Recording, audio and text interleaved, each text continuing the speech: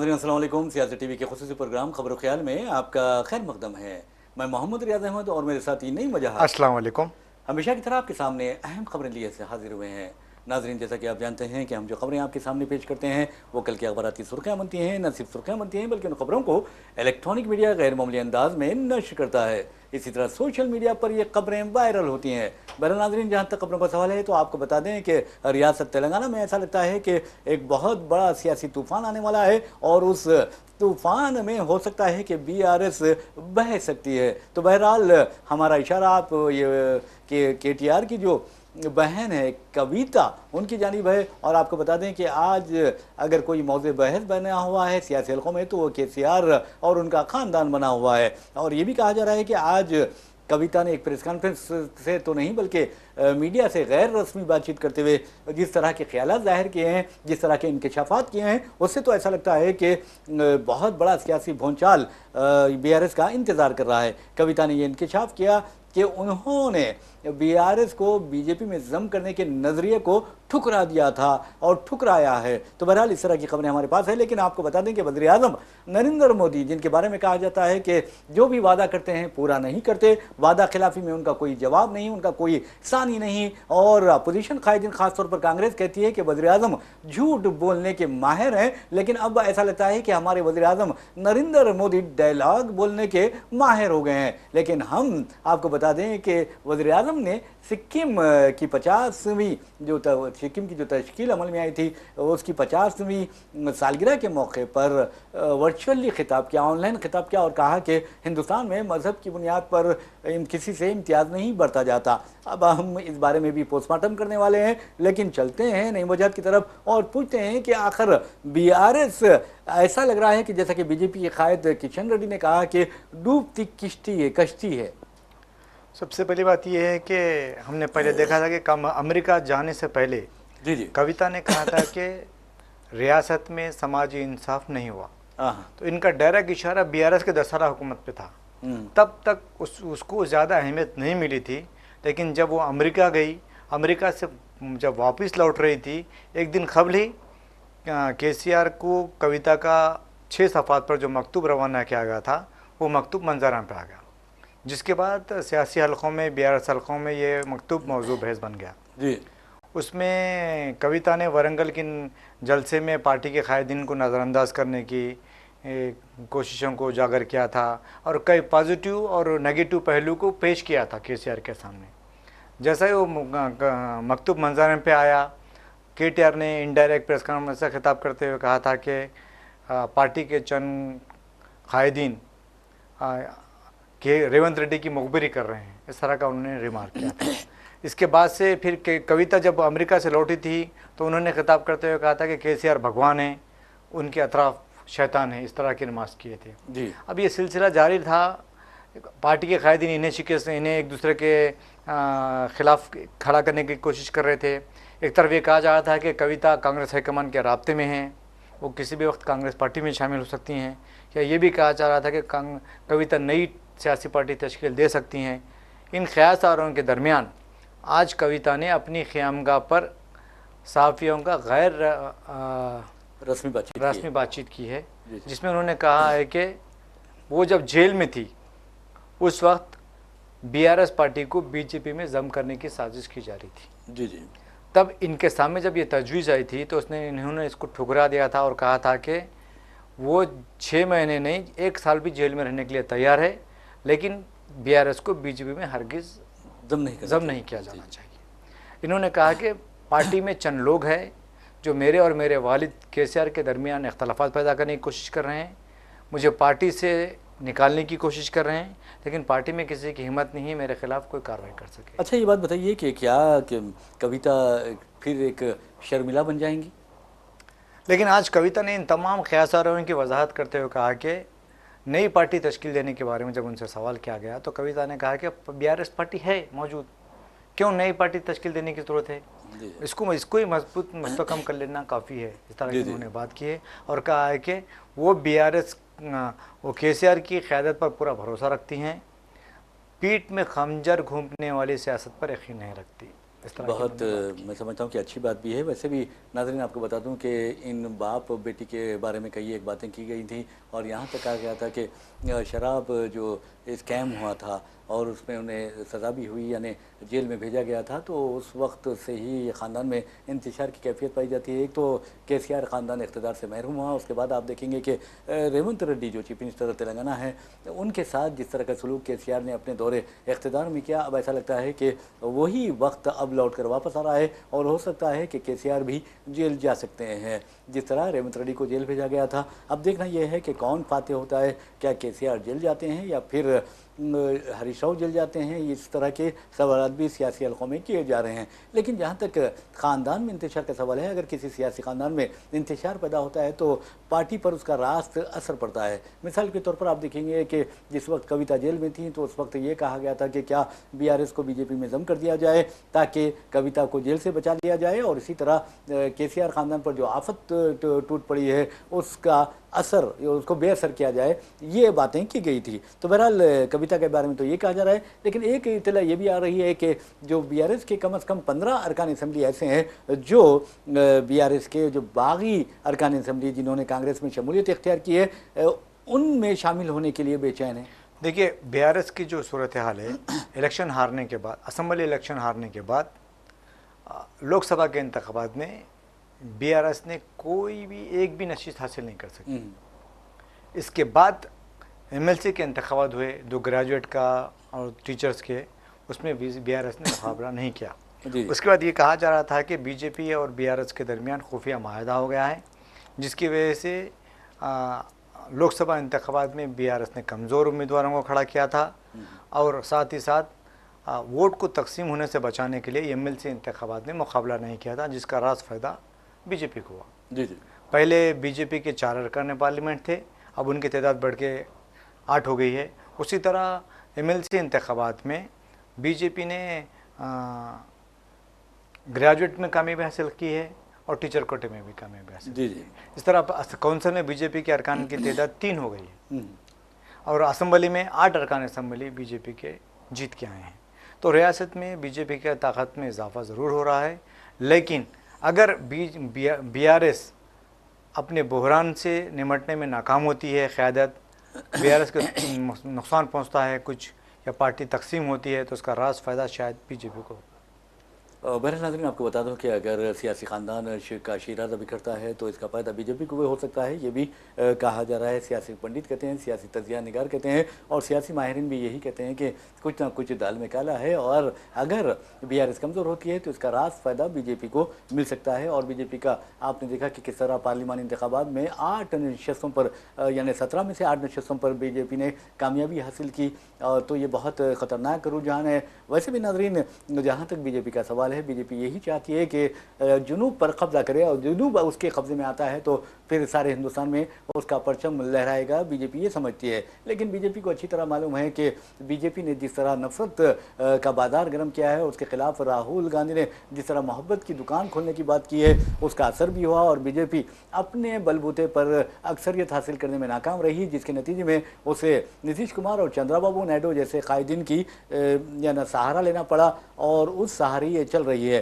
तो अब आपको हम लिए चलते हैं खबर की जानिब और उस खबर का ताल्लुक हमारे वज़ीर-ए-आज़म नरेंद्र मोदी से है। वज़ीर-ए-आज़म नरेंद्र मोदी ने सिक्किम को रियासत का दर्जा दिए जाने की 50वीं सालगिरह के मौके पर, अगरचे वो सिक्किम जाना चाह रहे थे लेकिन कई वजूहात की बिना पर नहीं जा सके, ऐसे में उन्होंने वर्चुअली खिताब किया, यानी ऑनलाइन खिताब किया और कहा कि हिंदुस्तान में मज़हब की बुनियाद पर तकसीम किसी को नहीं किया जाता और ना ही किसी के साथ इम्तियाज़ व जानिबदारी बरती जाती है। अब सवाल ये पैदा होता है कि वज़ीर-ए-आज़म नरेंद्र मोदी के बारे में जो अपोजिशन कायदीन कहते हैं कि ये वो जो वादा करते हैं वो वफा नहीं करते, ये जो बात करते हैं झूठ बोलते हैं और सच से इनका कोई ताल्लुक़ नहीं है। और कभी कभी तो ऐसा लगता है कि ये बुलंदबांग दावे ऐसे कर जाते हैं जैसे इनके अपने हाथ में हर चीज़ हो। तो बहरहाल एक वक्त ऐसा भी था, उन्होंने कहा था कि मैं बायोलॉजिकल पेरी पैदाइश नहीं हुई है बल्कि भगवान ने उन्हें डायरेक्ट भेजा है। इस तरह की अजीब व गरीब बातें भी उन्होंने की और बाद में ऑपरेशन सिंदूर के बारे में, ऑपरेशन सिंदूर के के बारे में भी उन्होंने कहा कि उनके रगों में, पहले तो उन्होंने कहा गुजराती होने के नाते वो एक ताजिर हैं और गुजराती होने के नाते उनके खून में पैसा दौड़ता है। अब उन्होंने कहा कि अब मेरे खून में ऑपरेशन सिंदूर का सिंदूर दौड़ रहा है। तो अब क्या क्या चीज़ दौड़ रही है ये तो वज़ीर आज़म नरेंद्र मोदी का मुआयना करने से ही पूरा मालूम हो सकता है, वरना सिर्फ उन्हें देखकर ये नहीं कहा जा सकता कि उनके खून में सिंदूर दौड़ रहा है, उनके खून में पैसा दौड़ रहा है। मैं समझता हूँ कि अगर हम हिंदुस्तानियों के खून में अगर हुब्बुल वतनी का जज्बा दौड़े, इंसानियत का जज्बा दौड़े, कौमी यकजहती का जज्बा दौड़े और मुल्क को आगे बढ़ाने का जज्बा दौड़े और ये मजहबी जो फ़िरका परस्ती है, जुनून पसंदी है, उसके खिलाफ जज्बा दौड़े, तो जब हम कामयाब हो सकते हैं। वरना आपके जिस्म में कुछ भी दौड़े लेकिन आप में हुब्बुल वतनी का जज्बा नहीं है, मुल्क को नुकसान पहुँचाने के यानी जो चीज़ें हैं वो पाए जाते हैं, तो उन अजसा से हमें बचना चाहिए। तो नहीं वजह साहब, आप ये बताइए कि वज़ीर आज़म जो भी कहते हैं कांग्रेस कहती है कि झूठ कह रहे हैं। अब आप, उन्होंने कहा है कि मजहब की बुनियाद पर हमने हिंदुस्तान में किसी के साथ इम्तियाज़ नहीं बरता जाता। ठीक है, मैं, आप मुझे राय पूछ रहे हैं? जी हाँ, जी हाँ, कि यही आता क्या है ये? आप देखिए, काबीना में ले लीजिए, काबीना में समाजी इंसाफ होना चाहिए। मरकजी काबीना में एक भी मुस्लिम वज़ीर नहीं है जी। हमने देखा कि कहीं किसी मुकाम पे अगर कोई क्रिश्चियन जीत के नहीं आता तो उसको राज्यसभा में बुला के उसको मिनिस्टर बना दिया गया है। ठीक है, लेकिन ये बताया जा रहा है कि हम अक़लियतों के साथ नाइंसाफ़ी नहीं करते। अब क्रिश्चियन तबका जो है उसकी मामूली आबादी है, माना मुसलमानों से कम है, बहुत कम है। उसको नुमाइंदगी दे सकते हैं आप, राज्यसभा में दे सकते हैं, लोकसभा में दे सकते हैं, काबीना में दे सकते हैं, लेकिन मुसलमानों को आप नहीं दे सकते। तो क्या ये समाजी इंसाफ है या आप किसी के साथ नाइंसाफ़ी नहीं करने की जो बात कर रहे हैं वो आपके लिए दुरुस्त साबित होती है? इस पर सोचने वाली बात है। आप देख लीजिए, बीजेपी के निफ़ से ज़्यादा रियासतों पे हुकूमत है, या फिर निफ़ से ज़्यादा रियासतों में बीजेपी के और हम ख्याल जमातों के, हलीफ जमातों के साथ भी हुकूमत है। लेकिन बीजेपी की जिन रियासतों में हुकूमत है वहाँ से कोई मुस्लिम रुकन असम्बली नहीं है, मुस्लिम रुकन पार्लियामेंट नहीं है, रियासती असम वजारतों में भी मुस्लिम नुमाइंदगी नहीं है। यहाँ तक कि अब माइनॉरिटी कमीशन है, जी हाँ, उसमें भी नुमाइंदगी नहीं दी गई मुसलमानों। जी हाँ। इस तरह के जो सौतेला सलूक किया जा रहा है, एक नहीं कहीं है। माइनॉरिटी बजट था 4,000 साढ़े 4,000 करोड़ का यूपीए के दौर में, 10 साल 11 साल से मरकज़ी हुकूमत है, माइनॉरिटी बजट में 1 रुपया भी मुख्तस नहीं किया गया, ना इजाफा किया गया। जो पहले था उसमें कम किया गया लेकिन इजाफा नहीं किया गया। क्यों करेंगे भाई? मजहब की बुनियाद पर इम्तियाज़ नहीं करते ना। आप देखेंगे कि जानवरों के जो बजट है पालन पोषण का, उसमें इजाफा किया गया। जी हाँ। जंगलों को आगे उगाने की बजट में इजाफा किया गया, लेकिन मुसलमानों के माइनॉरिटीज़ के बजट में कोई इजाफा नहीं किया गया। आप बता रहे हैं कि हम कोई भेदभाव नहीं करते। ठीक है, अगर भेदभाव करते हैं तो मैं समझता हूँ कि कोई भी शोबा तरक्की नहीं करता, मुल्क तरक्की नहीं करता।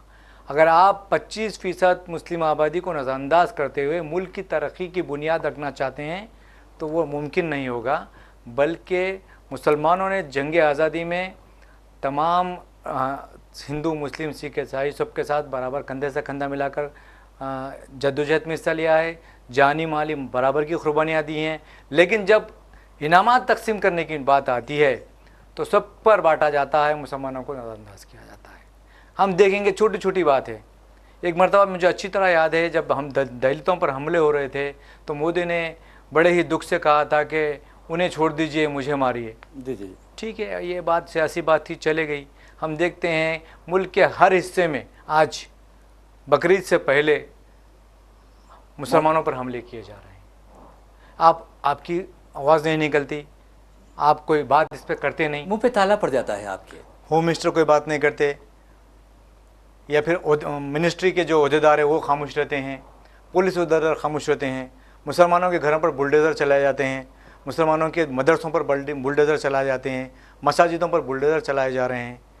मुख्तलिफ़ तरीक़ों से मुसलमानों को टॉर्चर किया जा रहा है, परेशान किया जा रहा है। अगर बैरूनी ममालिक इस पर कोई लबकशाई करती है तो ये कहा जाता है कि हमारा अंदरूनी मामला है, आप इस पर बात ना करें तो बेहतर है। लेकिन हम देखते हैं कि जब पाकिस्तान में कोई वाक़या माइनॉरिटी के साथ पेश आता है तो बीजेपी की हुकूमत जो है वो पहले बोल पड़ती है। बांग्लादेश में कोई वाक़या पेश आता है तो पहले बोल पड़ती है, लेकिन अपने घर में जो हो रहा है उसको नज़रअंदाज करती है। बिल्कुल आपने सही कहा। बहरहाल नाज़रीन, वज़ीर आज़म का कहना है कि हम यहाँ पर मजहबी बुनियाद पर तासुब नहीं बरतते, जानिबदारी नहीं बरतते, बल्कि हम तो सबके साथ एक साथ सलूक करते हैं। एक साथ सलूक करते हैं जो दावे किए जा रहे हैं, उससे अंदाज़ा होगा खुद उत्तर प्रदेश में हज़ारों की तादाद में मसाजिद, मुसलमानों के मकानात और मदारिस को शहीद किया गया और बहाना ये बनाया गया कि वो गैर कानून थे। जबकि मुसलमान, ये मैं चैलेंज से कह सकता हूँ कि मस्जिद जो होती है वो किसी नाजायज़ मुकाम पर नहीं बनाई जा सकती, कब्ज़ा की हुई मुकाम पर नहीं बनाई जा सकती और गैर कानूनी तौर पर नहीं बनाई जा सकती।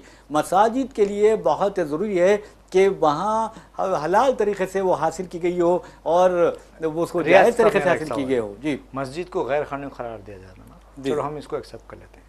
आप ये बताइए कि हिंदुस्तान में कितनी मजहबी ऐसे ढांचे हैं जो हुकूमत की या फिर मुकामी इदारों की मंजूरी से या परमिशन से बनाई गई? अरे आप अंदाज़ा कीजिए, विक्ट्री प्लेग्राउंड पर चले जाइए, कई ऐसे मजहबी ढांचे मिलेंगे। मैं समझता हूँ कि ये बल्दिया वाले अंधे हो गए हैं या फिर पुलिस इसका नोटिस नहीं ले रही है या हुकूमत खामोश इख्तियार क्यों की हुई है कि आप देखेंगे कि एक सिलसिला चल पड़ा है, एक कतार है कि बस मजहबी नाजायज़ मजहबी ढांचे तामीर हो चुके हैं, कोई कुछ नहीं कहता। आप चार मीनार से ले जाइए, सालारजंग म्यूज़ियम के पास जाइए या फिर पूरे इलाकों में जहाँ पर तारीख़ी मकामात है वहाँ पर देखिए नाजायज़ तौर पर, गैर कानूनी तौर पर मजहबी ढांचे तामीर कर लिए गए हैं और वहाँ कोई कुछ बोलने वाला नहीं है। जब ये बहाने बनाते हैं, खुद वज़ीर आज़म नरेंद्र मोदी की जो आबाई रियासत है गुजरात के, आप देखेंगे कि वहाँ पर जो मनादिर हैं उनके करीब जो भी मसाजिद हैं, तारीख़ी मसाजिद है, तारीख़ी मनादिर हैं, मज़ारात हैं और वहाँ पर मुसलमानों की बस्तियाँ हैं, उन्हें मुनज़्ज़म कर दिया गया है। सोमनाथ मंदिर के करीब बता रहा हूँ मैं आपको, कई एकड़ अराजी पर वाक़े कब्रस्तान को, दरगाहों को, मसाजिद को और आबादियों को तहस नहस करके रख दिया है, उस पर बुलडोज़र चला लिया गया है। तो ये नाइंसाफ़ी नहीं तो और क्या है, ये तासुब नहीं तो और क्या है। अब आप खुद बताइए कि दिल्ली के ओखला में भी नोटिसें जारी की जा रही हैं मुस्लिम आबादी के लिए कि यहाँ पर जो मकानात हैं वो गैर कानूनी तौर पर तामीर किए गए हैं। तो अब अंदाज़ा कि जहाँ भी मुसलमानों को मुख्तलिफ बहानों से आप सता रहे हैं और फिर आप दावा कर रहे हैं कि हम मजहबी बुनियाद पर कोई इक़दाम नहीं करते और मजहबी बुनियाद पर तासुब नहीं बरतते, जानिबदारी बरतने से गुरेज करते हैं। ये सब बकवास है, ये झूठ है और झूठ के सिवा कुछ नहीं है। दूसरे सवाल पे जी जी जी, तो बहरहाल आप क्या कहते हैं, कब तक ये झूठ का सिलसिला जारी रहेगा? नहीं, ये तो इसको रुकने वाला सिलसिला नहीं है। नहीं, हाँ बिल्कुल आपने सही कहा है, रुकने वाला सिलसिला नहीं है, ये तो लोग करते रहेंगे। जी जी, मैंने जब कहा कि आपको बीजेपी को सिर्फ सियासी फ़ायदा चाहिए, जी जी, और बीजेपी मुसलमानों को हर चीज़ के लिए ज़िम्मेदार करार देते हुए सियासी फ़ायदा उठाने की कोशिश कर रही है और नौजवान जो नस्ल है उनको मुसलमानों के ख़िलाफ़ या फिर मुस्लिम हुक्मरानों के ख़िलाफ़ गलत बावर कराते हुए उनमें एक नफ़रत पैदा करने की कोशिश की जाए। आपने बिल्कुल सही कहा है। इस सिलसिले में मैं आपको ले चलता हूँ उत्तर प्रदेश का अलीगढ़ तारीख़ी शहर है। अलीगढ़ मुस्लिम यूनिवर्सिटी सिर्फ हिंदुस्तान की नहीं बल्कि दुनिया की बावकार यूनिवर्सिटीज़ में उसका शुमार होता है। अब आपको बता दूं कि उस शहर में जहां पर ये अलीगढ़ मुस्लिम यूनिवर्सिटी शामिल है, वहां पर 4 मुस्लिम नौजवानों को बीफ ले जाने के इल्ज़ाम में हुजूमी तशद्दुद का निशाना बनाया गया। बहुत ज़्यादा मारा पीटा गया, शदीद ज़दोकोब किया गया और आप देखेंगे कि वो बहुत शदीद ज़ख्मी हो गए और फिर पुलिस दावा करती है कि हमने उन्हें बचा लिया और दवाखाना मुंतकिल कर दिया। इस सिलसिले में कांग्रेस के जो अमरोहा से ताल्लुक़ रखने वाले साबिक़ रुकन पार्लियामेंट है कमर दानिश अली और इमरान मसूद, दोनों ने दवाखाने का अस्पताल का दौरा किया और मुतासरीन से बातचीत की। उस मौके पर मैं बता रहा हूँ कमर दानिश अली ने जो बातें की है हमारे नईम वजह साहब, उन्होंने इस कदर अच्छी बातें की है। कहा कि RSS और BJP का एक ही मकसद है कि मुल्क को मजहबी खतूत पर तकसीम किया जाए। उन्होंने कहा कि RSS और BJP अपने इक़्तिदार की बरकरारी के लिए इस तरह की हरकतें करते हैं, अवाम में यानी नफ़रत के तुखम रेजी करते हैं, यानी बीज बोते हैं। जी देखिए, ये सिलसिला तो मैं समझता हूँ RSS ने 100 साल कबल शुरू किया था। जी जी, कि मुल्क को हिंदू राष्ट्र बनाया जाए। लेकिन जब डॉक्टर अंबेडकर और जवाहरलाल नेहरू बड़े बड़े अहम जो शख्सियतें थे, उन्होंने जब मुल्क आज़ादी के बाद जो दस्तूर बनाया, इसमें समाज के तमाम तबक़ात को मसावी हकूक़ फराहम किए और सेकुलर मुल्क करार दिया, तब से वो लोग उसको कबूली करने के लिए तैयार नहीं थे। हिंदुस्तान के झंडे को तरारने को कबूल नहीं करते थे। अब उसको तस्लीम कर रहे हैं और ये कहा जा रहा है कि अब जो मौजूदा BJP है नरेंद्र मोदी की, वो RSS के जो खुफिया एजेंडा है उसको पूरा करने की कोशिश कर रही है। अनवर साहब, आप देखेंगे कि जहाँ तक मुसलमानों से तासुब का सवाल है, हाल ही में 3 वाक़यात ऐसे पेश आए हैं जिससे अंदाज़ा होता है कि मोदी जी जो दावा करते हैं वो बिल्कुल गलत है। कर्नल सोफिया कुरैशी के बारे में आपको बता दूं कि ये लिबरल ख़ानदान है बिल्कुल। आपने देखा कि किस तरह वज़ीर-ए-आज़म नरेंद्र मोदी अपने आबाई रियासत का दौरा करते हैं, वहाँ पर उन पर फूल निछावर किए जाते हैं। और आपको जानकर अफसोस होगा कि सोफिया कुरैशी के वालिद, वालिदा, बहन, मेज़बान मोहम्मद रियाज़ अहमद और मेरे साथी नईम मुजाहिद को इजाज़त दीजिए। इंशाल्लाह फिर मुलाकात कर्तव्य होगी, फिर पालन में बात होगी। चूक हो तब तक के गई, लिए इसलिए अल्लाह अमित हाफ़िज़। शाह का अल्लाह इस्तीफा हाफिज़। लेना चाहिए, उनको मंत्रिमंडल से